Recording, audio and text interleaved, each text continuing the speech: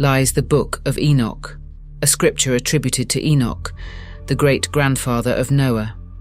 This work unveils tales of celestial beings, forbidden unions, and divine secrets. Yet, it was deliberately omitted from the canonical Bible, shrouding its narratives in mystery. What made its contents so contentious? Why did religious authorities deem it too perilous for inclusion? Embark on a journey to uncover the secrets within the Book of Enoch, exploring the stories that challenged orthodox beliefs and delving into the reasons behind its exclusion from sacred scripture.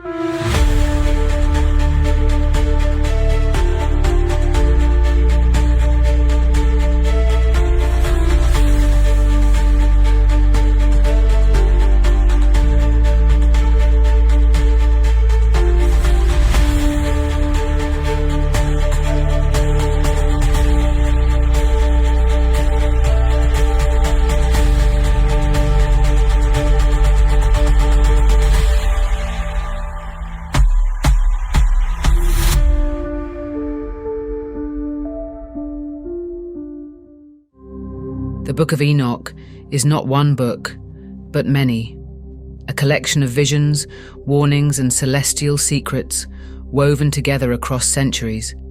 It does not speak with one voice, nor does it belong to one time. It is a mosaic of the mystical, an echo of an ancient world where the divine was not silent.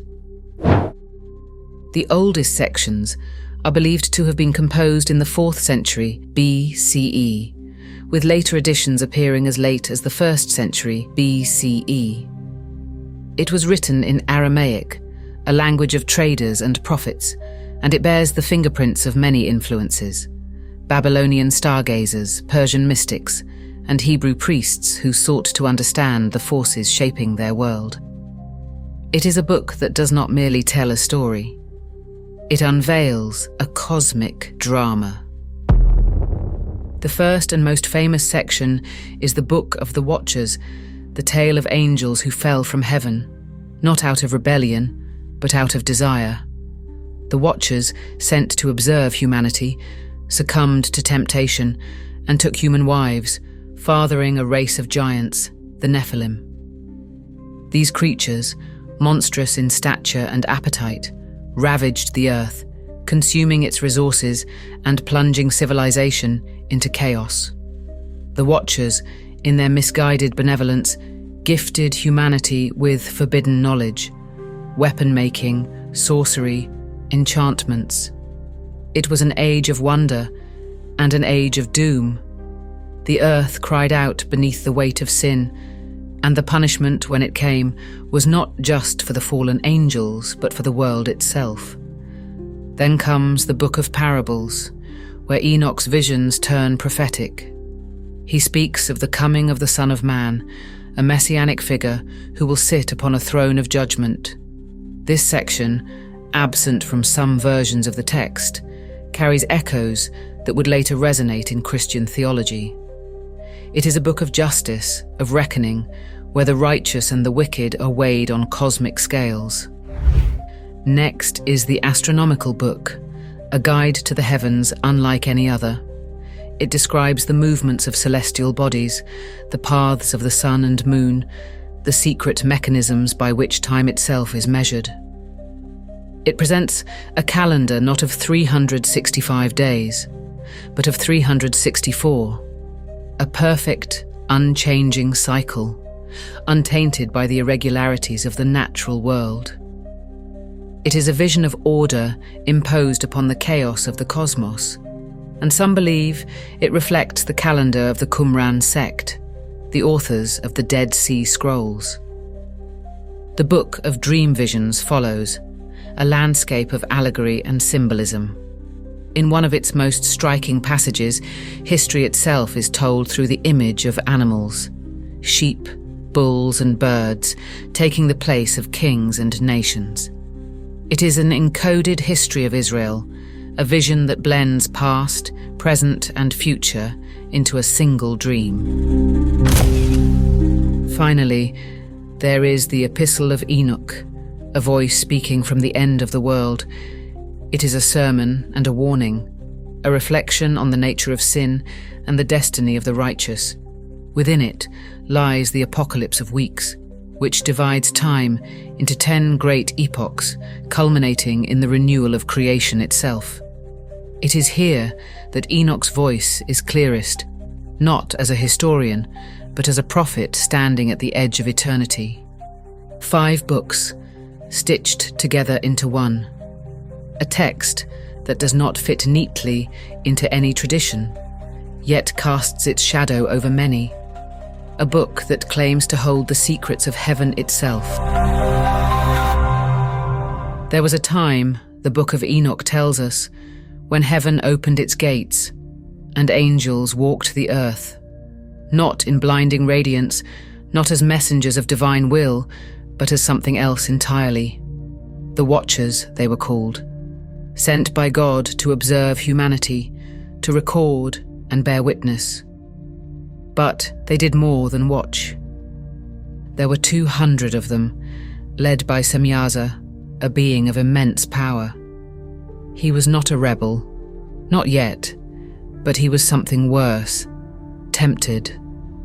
From their station above the world, the Watchers looked down upon the daughters of men, and desire took root. "Come," Semyaza said to his brethren, "let us take wives from among them and beget children." The others hesitated. What they were about to do was no small trespass. But Semyaza swore an oath. If any were to suffer for this act, they would suffer together. And so they descended. The world trembled at their arrival, though at first it was not in fear. To those who lived in those forgotten days, the Watchers must have seemed like gods, tall, radiant, beings of impossible beauty and strength. They took human wives, and from their unions came something new, something monstrous, the Nephilim, the giants. Their presence alone was a corruption, an unnatural mingling of heaven and earth. They were not merely tall, they were titans, beings of overwhelming hunger, devouring the earth's resources faster than they could be replenished. They feasted upon livestock, upon grain, upon everything that humanity had worked so hard to cultivate. And when that was not enough, they turned upon men. Civilization collapsed under their weight. The Nephilim ruled through terror, and the world groaned beneath their footsteps. But their fathers, the fallen Watchers, had done more than bring giants into the world. They had brought knowledge. Forbidden knowledge.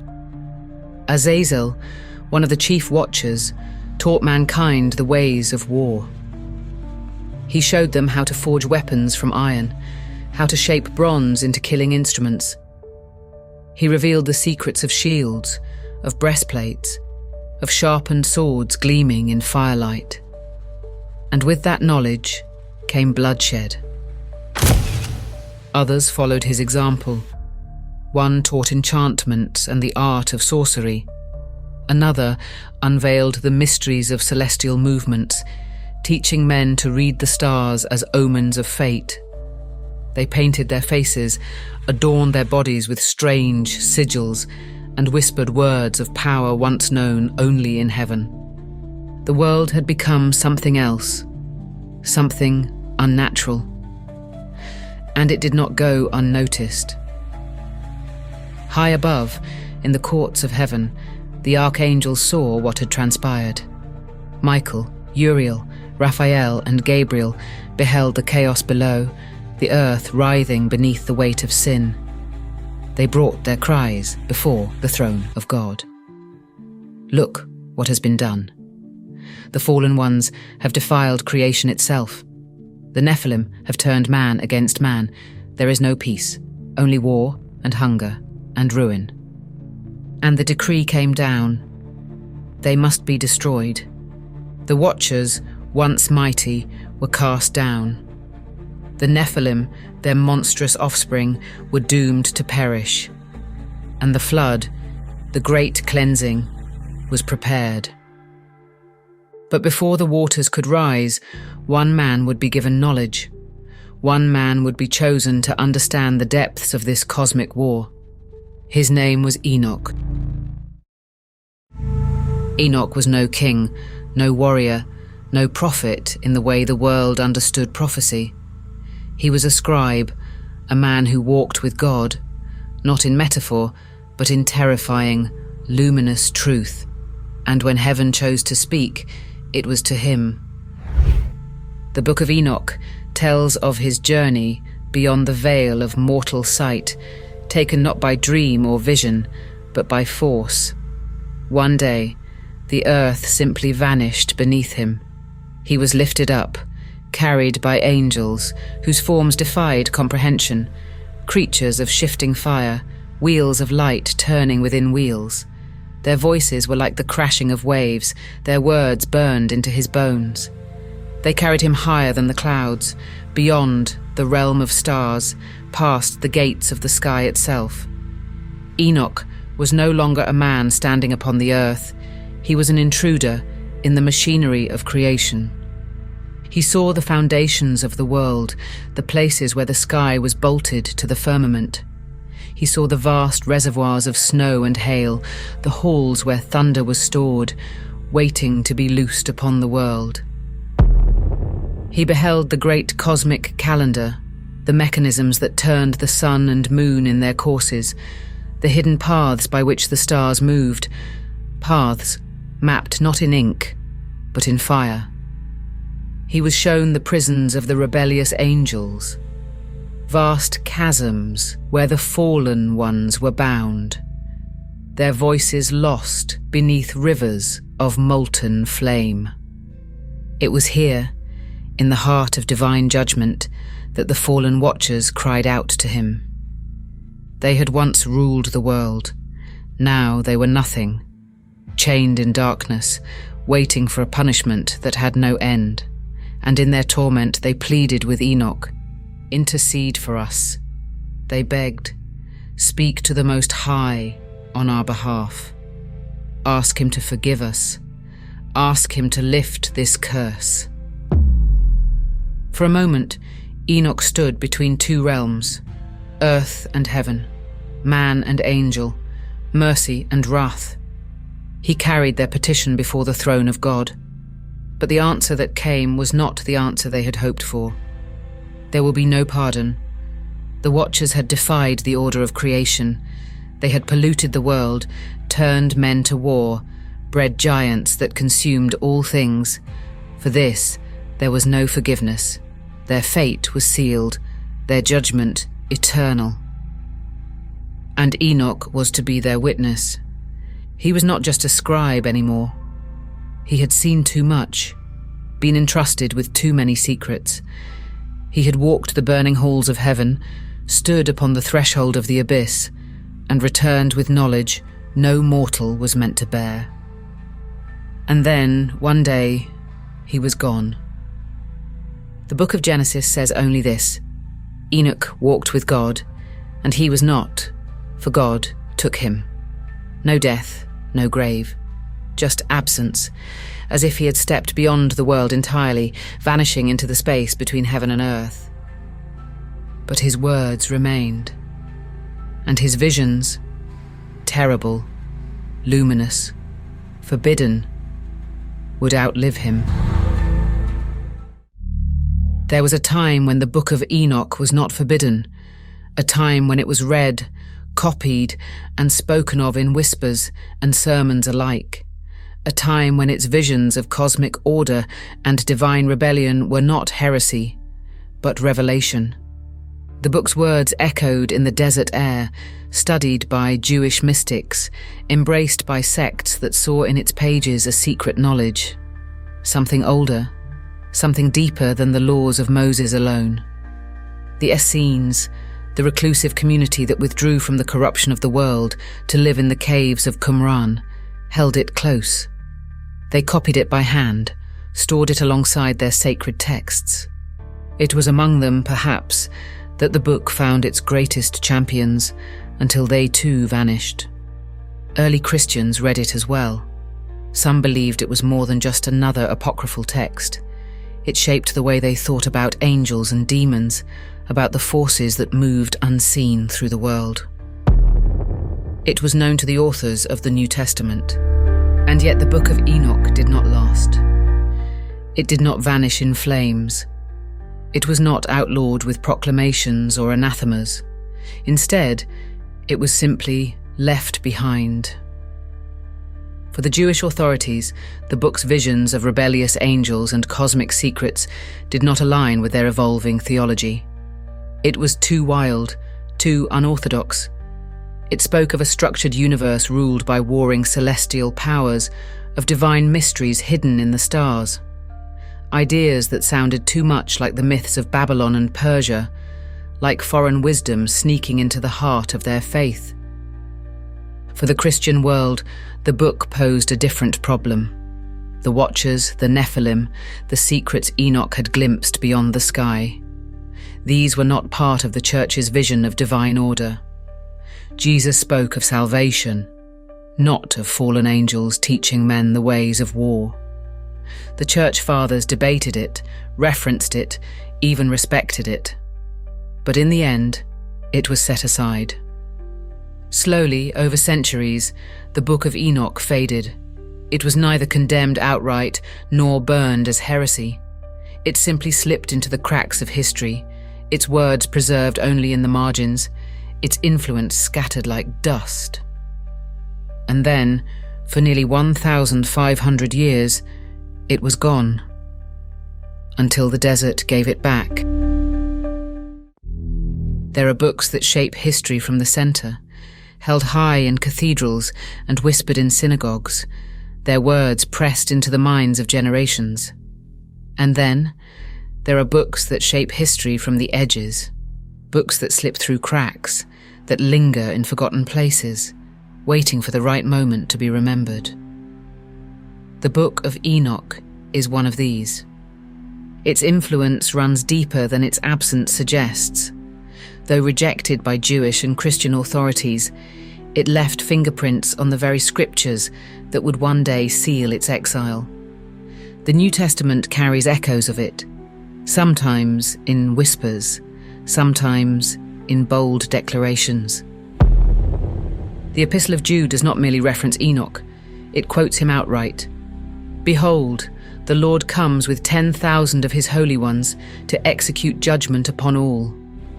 A warning from an age before the flood, carried forward into the final pages of the Bible. It is a thread that should not exist, a voice from a lost book crying out from within the canon that refused it. But Jude was not alone. The apocalyptic imagery of Revelation, the war in heaven, the binding of fallen angels, the destruction of the wicked, bears a striking resemblance to Enoch's visions. Some scholars believe that the very idea of Satan as a rebel, cast down from heaven, owes something to the Book of Enoch, where the Watchers defied their place in the celestial order and fell, dragging the world into chaos with them. In Jewish thought, its influence was no less profound. It shaped the way angels were understood, not just as divine messengers, but as a vast hierarchy of celestial beings, some benevolent, others dangerous. It gave names to spirits, mapped out the heavens, and laid the foundation for later mystical traditions. The Kabbalistic concept of hidden knowledge, of a universe built on unseen forces, may owe something to Enoch's whispered secrets. And then, there was the fear. The Book of Enoch did not simply describe angels, it made them flawed, vulnerable to desire, capable of rebellion. It suggested that there were forces moving in the shadows of history, forces that did not obey the divine order. To some, this was knowledge best left buried.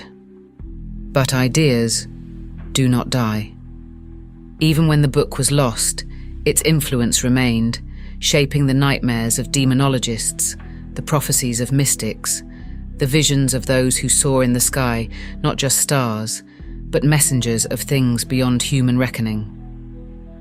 It whispered its way into esoteric Christianity, into occult traditions, into the deep recesses of religious thought, where the boundaries between myth and doctrine blur.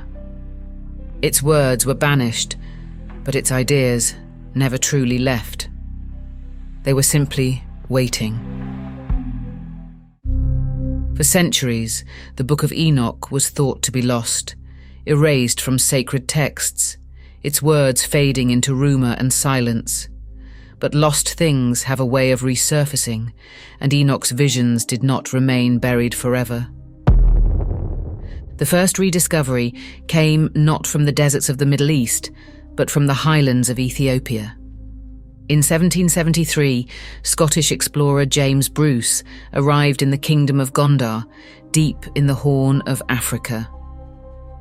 He had heard whispers of an ancient book, a text preserved by the Ethiopian Orthodox Church, untouched by the Western world. What he found was astonishing: a complete manuscript of 1 Enoch written in Ge'ez, an ancient Semitic language. The Ethiopians had never lost it. While the rest of the Christian world had consigned Enoch to obscurity, the Ethiopian Church had protected it, copied it, and kept it as part of their sacred tradition. Bruce carried copies of the text back to Europe, but for nearly a century, few paid it any mind. It was an oddity, a relic from a forgotten past. Only later would scholars begin to understand what he had truly found. Then, nearly 2 centuries later, another discovery shook the world. In 1947, in the Judean desert, a Bedouin shepherd cast a stone into a cave near the Dead Sea and heard the sound of breaking pottery. Inside, hidden for over 2,000 years, were the Dead Sea Scrolls. Among them were fragments of the Book of Enoch, written in Aramaic. These were not complete texts, like the Ethiopian manuscript, but they were older, far older. Dated to at least 200 BCE, they revealed that Enoch had been read and revered by the Essenes, an ascetic Jewish sect who lived in the shadows of the Second Temple, waiting for an apocalyptic reckoning. These scrolls proved what some had suspected, that Enoch was not a fringe text, not a late invention, but a book that had once held a place of prominence in ancient Jewish thought. Together, these two discoveries rewrote the story of the Book of Enoch. The Ethiopian manuscript preserved its full contents, while the Dead Sea Scrolls confirmed its ancient origins. A book once considered lost, too dangerous for the canon, had emerged from both the heart of Africa and the deserts of Israel, demanding to be read once more. But its return did not simply settle academic debates. If anything, it ignited new ones. In the modern era, the Book of Enoch has inspired a resurgence of interest, not just in theological circles, but in esoteric traditions, alternative spirituality, and even conspiracy theories.